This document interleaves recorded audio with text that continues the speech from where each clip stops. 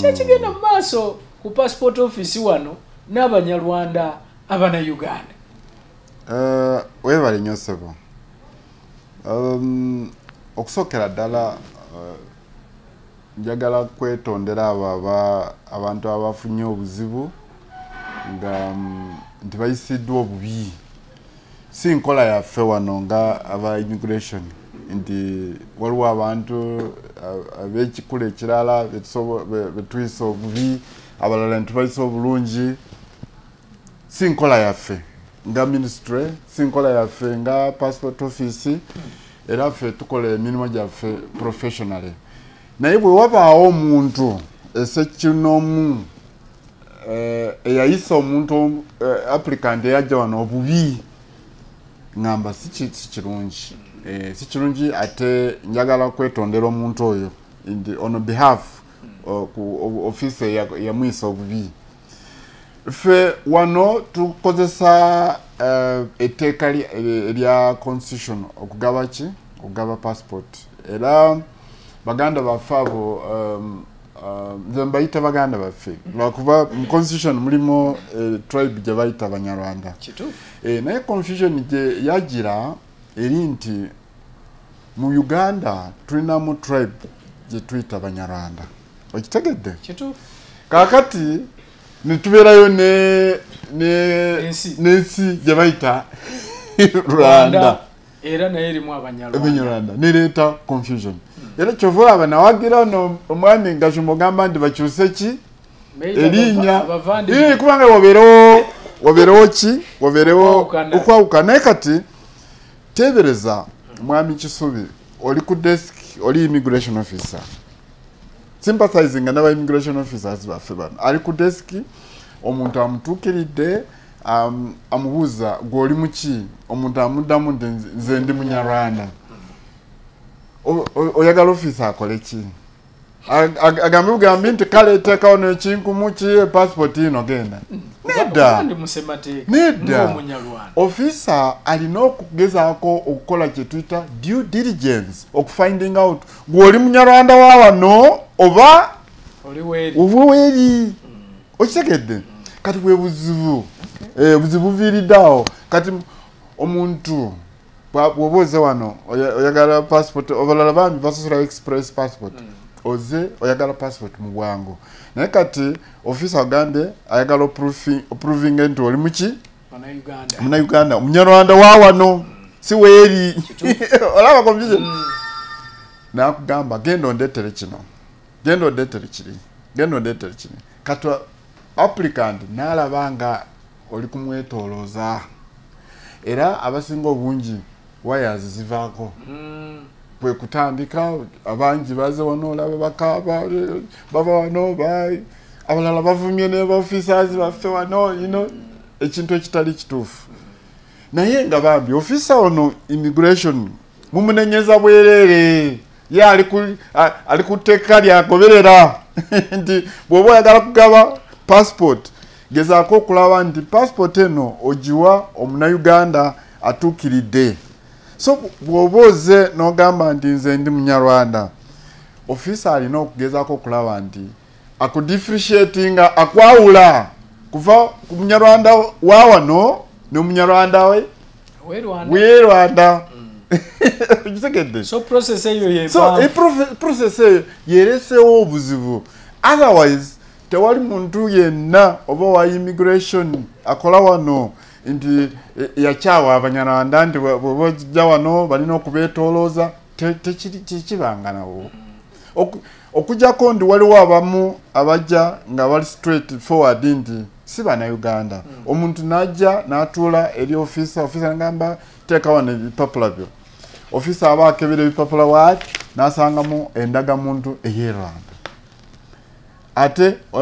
omulala alina endagamuntu ey'e Rwanda n'ey'e Uganda. Kati no olowooza kituufu officer ajja kuwa passport bulambalamba nti kati gwe nkuwadde passport akukubire mu ngalo. Abeera confused. Oli muki? Oli ndaba wano endagamuntu ey'e Rwanda. Endaga wano n'ey'e Uganda. So tulina okukolayo due diligence okulaba nti passport yaffe eno gye tuwa nnyo ekitiibwa tugikozeko due diligence jukira nga tetunaba kukyusa passport zino twana passport enkadde eno type eno naye bambi passport nga ekitiibwa kyayo kyaweebuulwa ng'abantu bazikipula bagenda ku Nasa Road ne bakipula bagenda ku Nkrumah Road ne bakipula passport kati twagezaako nnyo okuzimba ekitiibwa kya passport tugezaako okuzimba ekitiibwa kya passport okizimba otya one okwensuaringa nti bokka abafuna passport zino bevo Abannayuganda abasaanidde kuvudola bojja wano ne bakubuuza ebibuuzo gwe bakuzaala waata omuntu n'abaza mwe lwaki temukolanga drivers permit tebeetoolooza drivers permit tebabuuza citizenship kasooba ne national ID otwala otazi nga bakuwa drivers permit naye ebintu bya passport biralamuko balina okubuuza n'okuba munansi in fact bwe twakola research mu mawanga gano agatwetoolodde wano Uganda yensi yokka etatwetolooza nnyo abantu ku bintu bya passport njagala okole research yes genda wano e Kenya okufuna passport e Kenya wetoloola waliwo abana nze nviire eyo Mbale waliwo abagisa abali eyo ku border kati omanyi bwe baali basala ensalo abazungu tebafaayo ndowooza baali bagoberera ebintu byenfuna oba something basalamu we bati waliwo abagiswa abali eyo e Uganda waliwo abali e Kenya waliwo abagiswa abali eno bonna bwe boogera olulimi lwe lumu so okitegeera so bafunye obuzibu okufuna passport wa e Kenya abanakenya abagiswa abali e side ye Kenya bakugamba committee etula balina ne tribunal etula netunula ku bintu bya passport committee etula kwetegereza yes wano tewani committees ezitula ku bintu bya passport omuntu omu officers yakubuza ebibuuzo nakubuza kino nakubuza kiri naye eri okufuna passport ba committee etula ekika kitula ne bagamba mwami Kisubi ogambye oli waki pozi wedira ki oli Wambogo bayita ekika kya omukulu Wambogo bagamba bati owe Kasolya owa Kasolya k'Embongo bonna ne babayita ne bakukunya ne bakubuuza ebibuuzo n'olanya wedira ki taata jjajjawo n'olanyira ddala ne balyoka bakuwa recommendation ofuna passport fe wano obubuuzo bwe bakubuuza buba butono so omunyarwanda ono Omunayuganda oyinza muwa magezi ki oba omugondezaamu otya abeerenga bwajja wano tajja nga yeeraliikirira nti tebagenda muwa passport kati biki bye mubaagaza kaakati ebintu byakyuseemuko of course bekubira enduulu ewa president nafulumya executive order eyo twagifunye tuli mu internalizinga era very soon tetunaba kutandika kugimplementinga naye nga order ya president ebeera law tetugidebatinga fe tuli wano kugimplementinga so tugenda kutuno actually kati banamateeka baffe batuula okulaba ogezaako okulaba nti procedures zaffe zi aligninga ne executive order yaki ya president so sirabaho buzibu bwonna kati banaffe abanyarwanda abadde bekubira abadde bakaaba nti bagaana kumpa passport bagamba ndeete kino ndeete kino kati kasita obanga wafuna national ID mu butuufu bwayo under section 40 ya Immigration Act ekintu ekiri so important mu bintu bya kufuna passport ye national ID kasoba nga olina national ID ate national ID eraga nti oli mutuze muna Uganda so fe wano tujja kubanga tukuwa passport bwe wabaawo okubuusabuusa kwonna okunabeerawo abantu bano tujja kubasindikanga kunira kubanga kati obuvunaanyizibwa obwo obwa verifying citizenship buuza eriwa nira nga bwe tulaba kati mu executive order no naye nga ebisinga kati ka soja no to proving anti an idea no gifuna bulungi tena buzibu bwona passport tujja kubanga tukola ki nga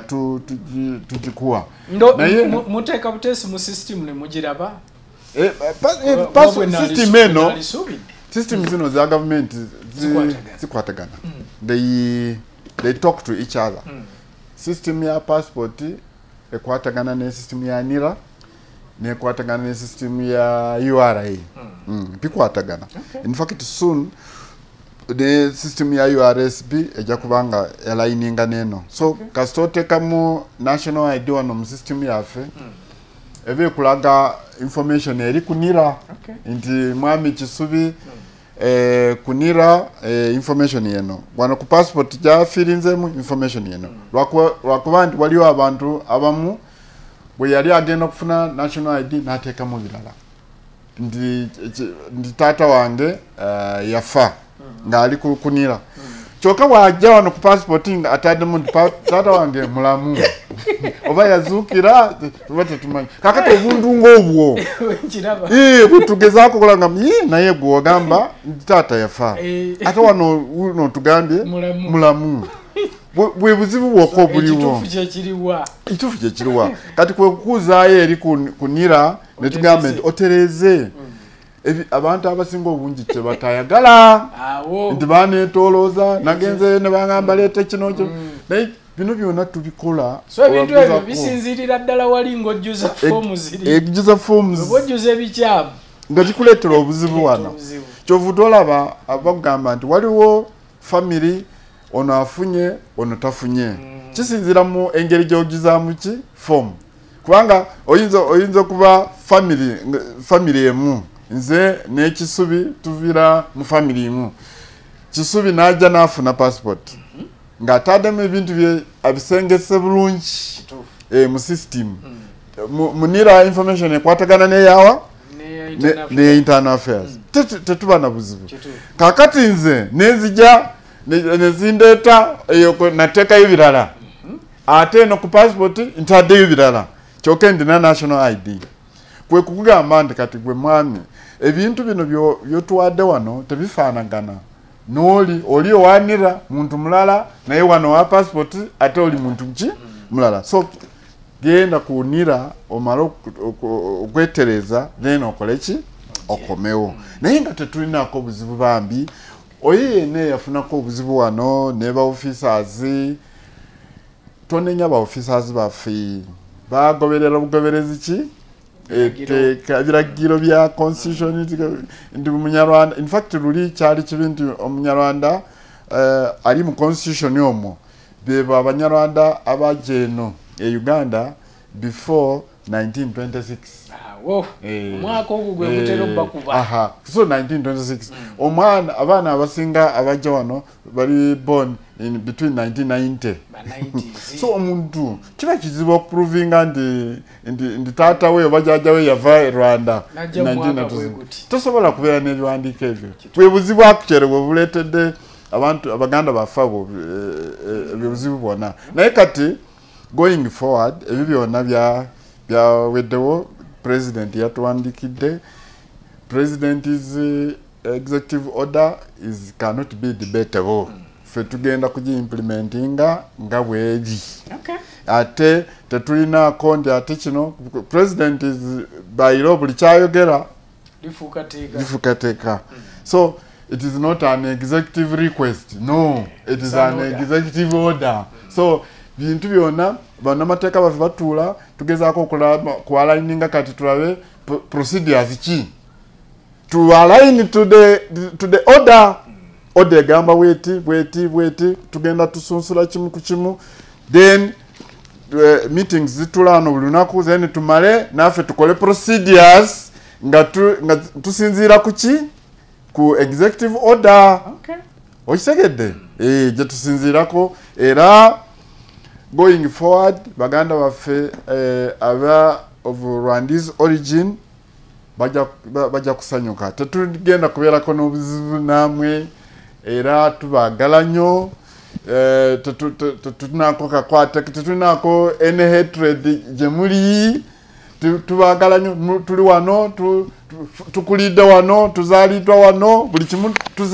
twazanya akapira fena so tetunako buzibu bwonna amanyi mugamba baganda baffe of Rwandi's origin yeah oli kimuza no origin baffe bano origin omanyi origin fena tetuli bana Uganda fena tu mwe abaganda mbangamba nti mwavira wa Burundi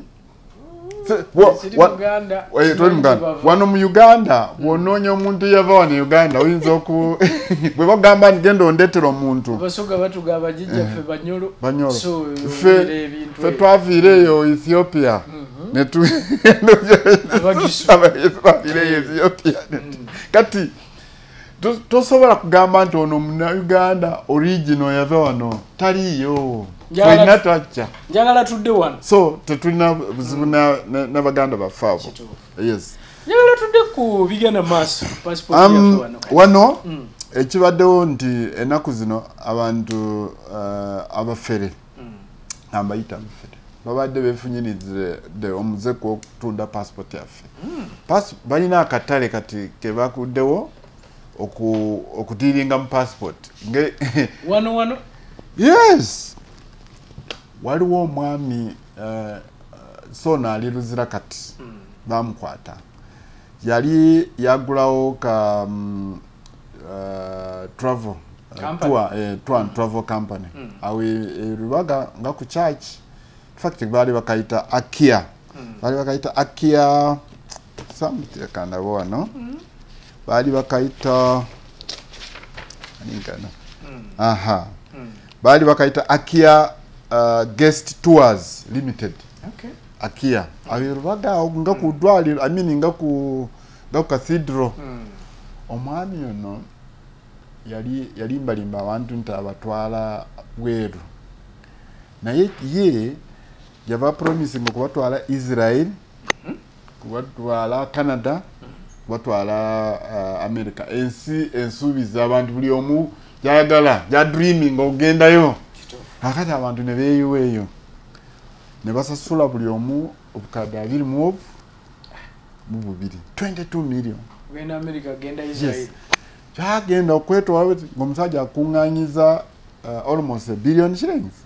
mu bantu bana abagala okugenda Canada abagala okugenda Israel nga bagambye nti emirimu mu Israel omulimo gwa bukadde 20 buli mwezi abantu ne bachamuka ne kati abantu ekiseera kyayita teri agenda naye achoka abantu abakunganya ko sente ne passport zaabwe na tuma passport visit ne bwe balabanga teri agenda bwe kujja wano ne bekubira omulanga wano ku internal affairs ne tugenda ku police ne tugezaako okuraidinga ka office ke Rubaga naye ekyembi n'amalamu omusubi n'adduka n'agenda yebuyikwe neyekweka kakati ne tumunoonya mpola until recently omuntu yeyatemezaako nga amaze okulaba ka clip ku social media nti omusajja ono baali bamuyita Sekimuli Andrew nti ali buyikwe akola ebintu kintu kyekimu atandise ate okuferera eri waabwe buyikwe akalala kwe kumuwondera mpola ne tumukwata era kati ali Luzira temeza amabega wa Mutayimba Luzira naye sente zalide ku bantu mpitirivu kati takomaawo kwekyo alina ne cartel egula passport zino za Uganda ku $13 oba milioni 10 eza Uganda atunda passport lwaki aziguza abantu abadiringa mu drugs abatali bana Uganda waliwo abantu waliwo akatale akali Dubai katuli mu ku studyinga ndi bwotwala passport ya Uganda bakuwa $10 kana ne baziwa abantu bana aba criminals abakola mu drugs yes kakati katugezenze ndiringa mu drugs mbeera ne passport teri yange abazungu abo tebatwawula tebayawula between you nze bwempaayo tebaawula ate passport zino sizakutambulirako bo zibayamba kukola identification wali nga batunda drugs zaabwe so kwe kugula passport zino ne bazigula ne bazikozesa kubanga tebaagala kukozesa passport zaabwe zenyine original kakati bwe bamala okwata abantu abo owulira nti bakutte Abannayuganda 10 nga benyigidde mu biragalalagala kyokka si Bannayuganda kyahapeningako omulundi gumu China eyo bakwata abasajja nga balina passport zino naye kyokka bwe twagenda okukola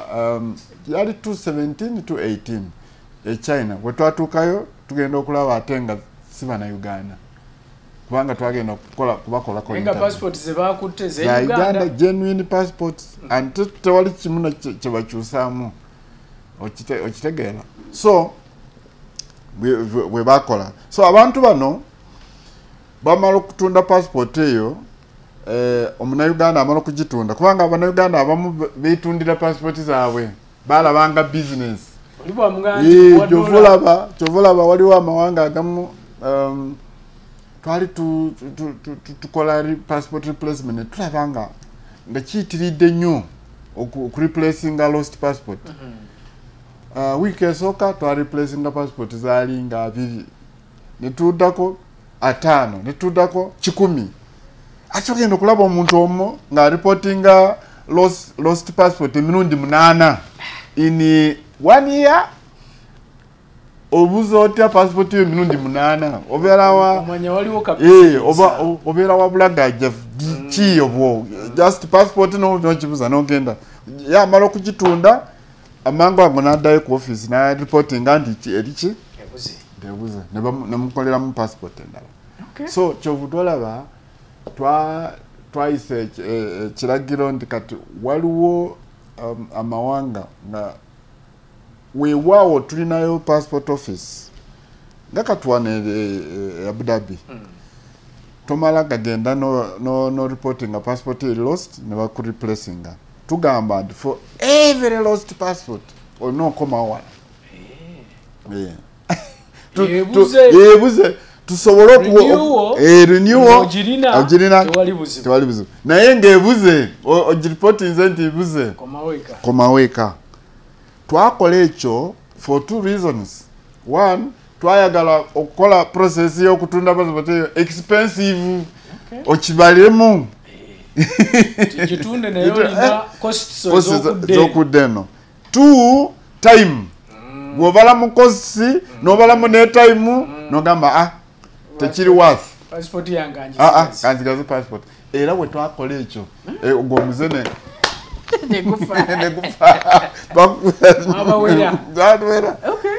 otherwise kyali kisuse nti omuntu abuza yeetoolola wati njebuze akomawo ne bamuwendala yeetoolola wati buze nawo ne Uganda waliwo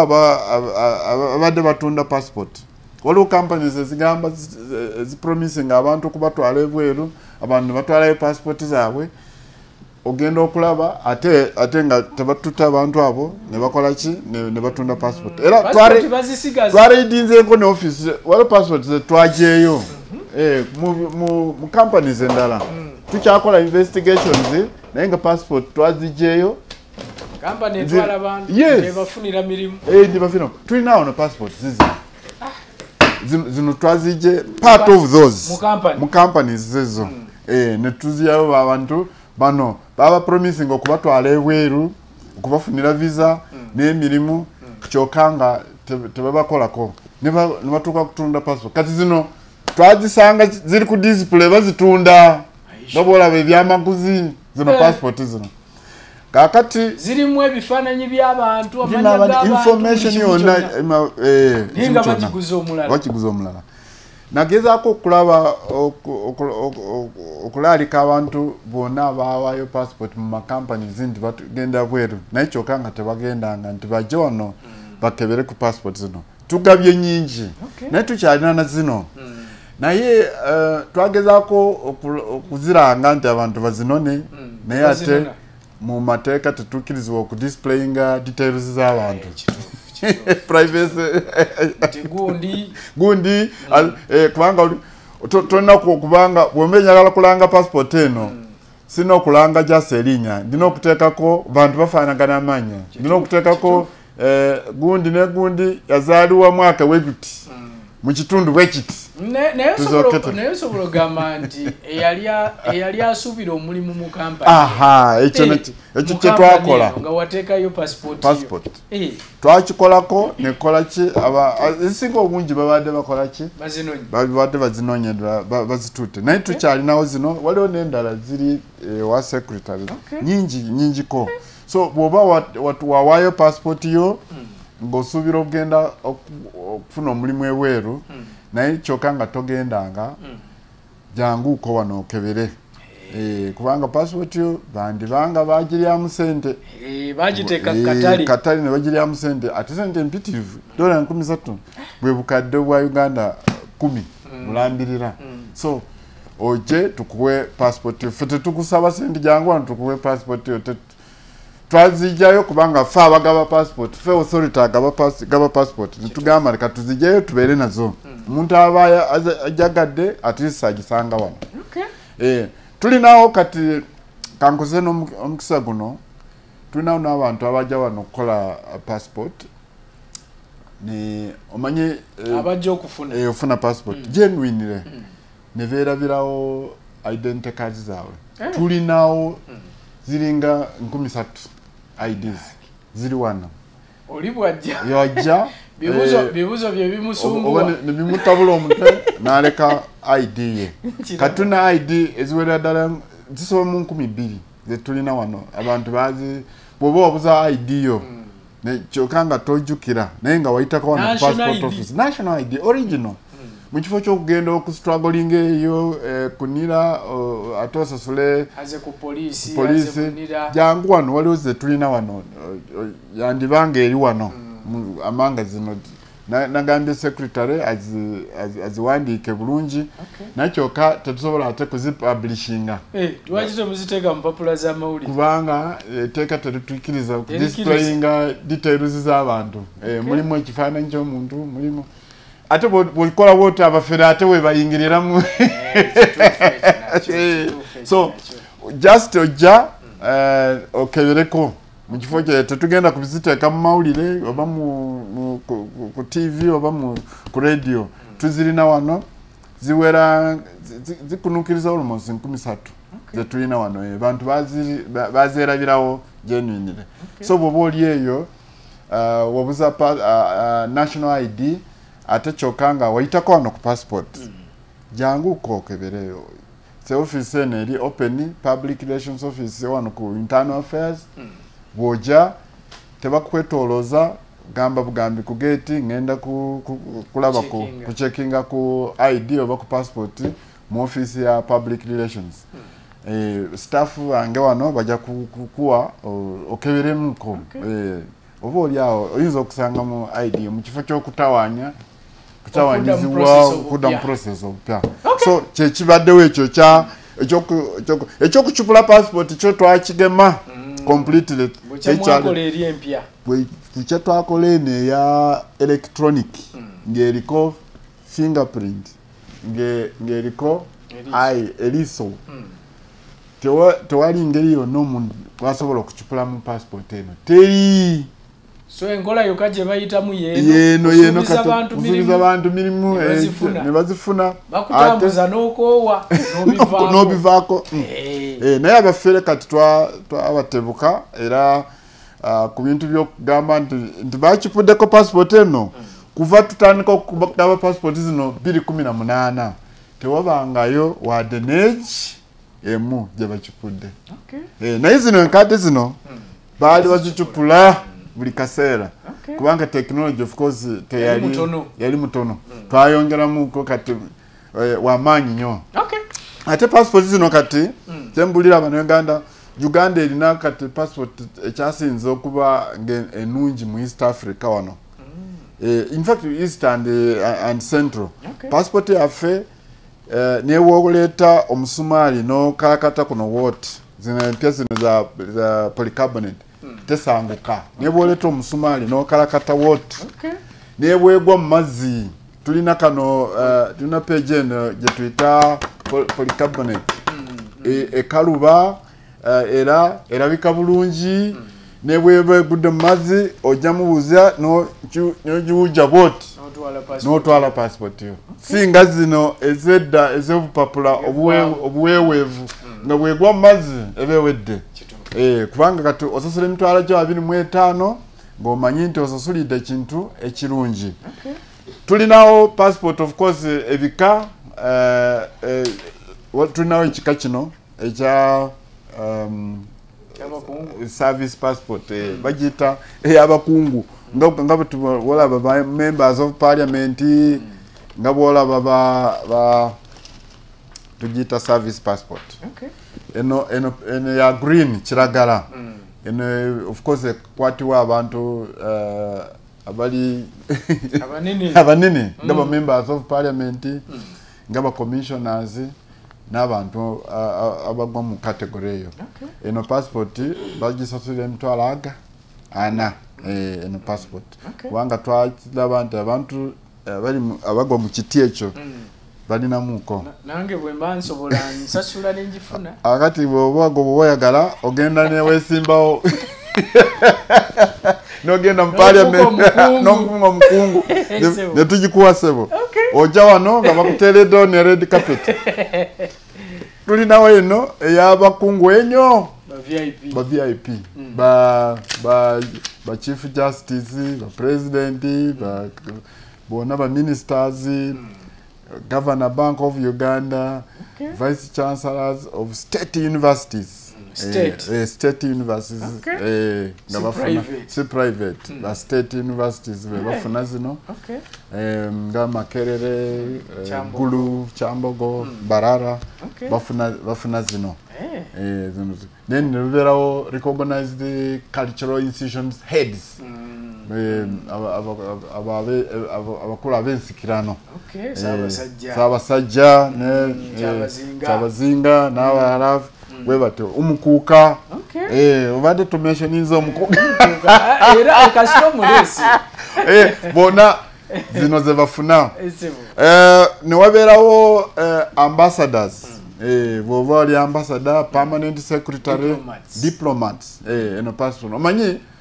eno passport eriko advantages zayo ne disadvantages zayo bw'oba okwata eno passport n'ogikozesa ogenda mu ggwanga eddala olina okweyisa nga bwegamba ndi diplomatic tebazibwa first of all tebakusibirayo bw'oza omusango eri state yeba responsible so olina okubanga weeyisanga nga passport weesoma emigugu giyita diplomatic nga tebagikebedde naye si nti bw'otuuka eryo weeyise kirala passport esoma diplomatic be diplomatic toweeyizanga ordinary naye eno mukimanyi ey'abantu baffe ababulijjo eno bambi buli woyita bano okwaza paka nawe n'okiwuliramu bakumanya nti oli wa bulijjo bambi so bakwaza submittinga bakwaze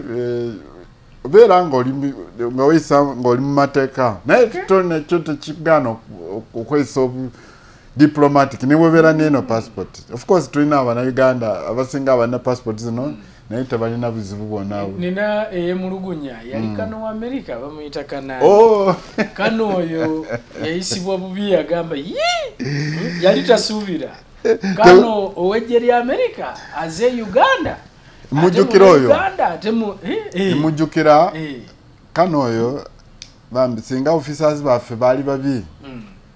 ndowooza singa yava kuba n'ebikonde yali mukambwe muzibu yali mukambwe buzibu n'okutuuka n'okubavuma ku airport naye ba officers baffe ba exercising restraint kye tuyita restraint nga bambi boogera naye respectively naye nga ekintu kiri nti bw'otuuka Entebbe ku kisaawe first of all teyalina passport emyufu kyekisooka ekyokubiri tebakutunuulira butunuzi mu maaso bwe bati teyali mu uniform y'amagye ekyo ekyokubiri ekyokusatu tiyeyeyanjula ndinze enviridde bandi badde bamuyisaawo kati ekyamutabula ennyo lwakuba nti asimbye layini n'alaba nga ino ekitiibwa kyeki asimbye layini yandibadde bamukwatidde ku mikugu kubanga first of all tetwamanya nti ono mukungu ekyokubiri teyali mu uniform ekyokusatu yalayininga ng'abantu bonna bakola ki bwe balayininga kyekyamutabula so yagenda okutuuka wano ku counter ng'obusungu bujjuza pipa asimbye layini n'abasuubuzi n'abawala baffe bana bagenda ku kyeyo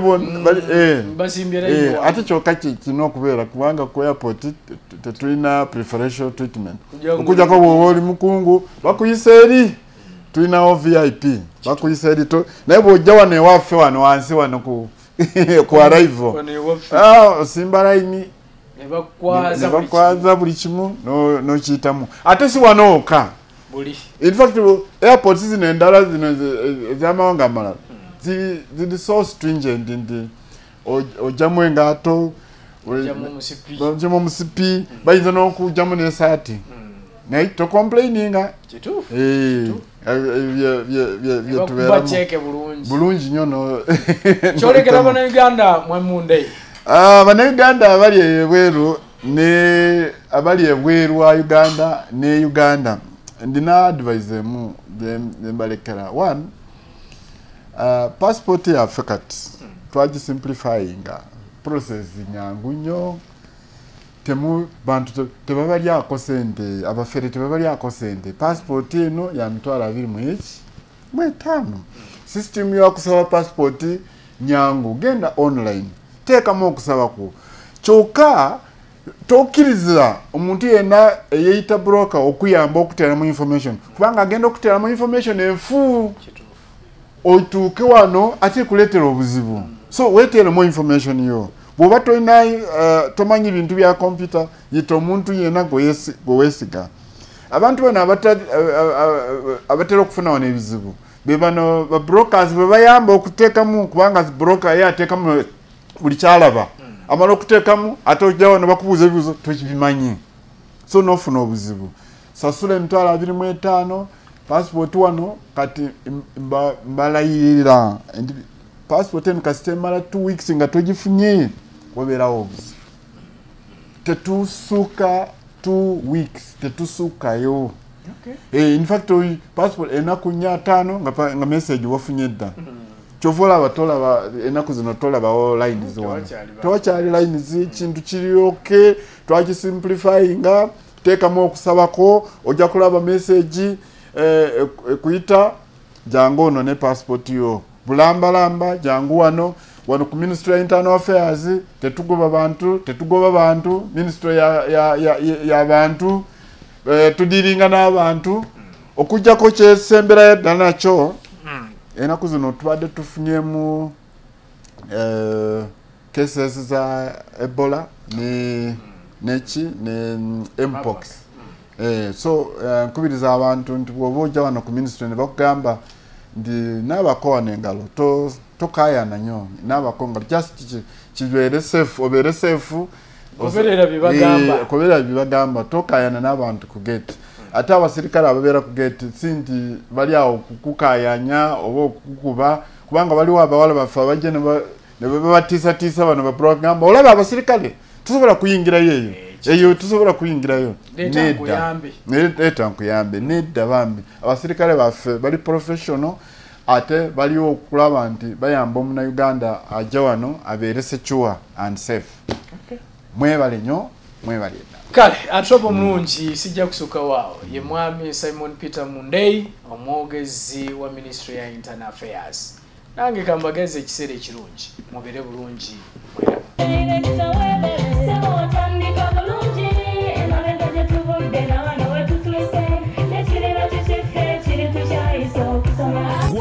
essomero erinaateekateeka omwana wo mu magezi n'okutya Mukama. Agape Christian Secondary School Ekyungu Mukono gy'oba omutwala. Ssomero lya one A-level eri abawala n'abalenzi era nga lisomesa arts ne sciences. Lyawandiisibwa Ministry y'ebyenjigiriza era nga lirina ne UNEB Center number. Science ne computer laboratory zijjudde ebikozesebwa era nga balina ebyemikono saako eby'obulimi n'obulunzi. Endabirira y'abaana nnungi n'ebyokwerinda biri gguluggulu. Anti-security cameras weeziri ku ssomero. Bafa ku bitone by'abaana okuyita mu kuyimba n'ebyemizannyo. Balina bursaries okuva mu America ne mu Bwakabaka bwa Buganda. Agape Christian Secondary School basanga Ekyungu Mukono okyamira ku Bank of Africa kilomita 1.5 ng'otuuse. Bakubire ku noti 771 214 592 oba noti 754 552 498. Agape Christian Secondary School, trust in divine providence. Agape Christian School, the school.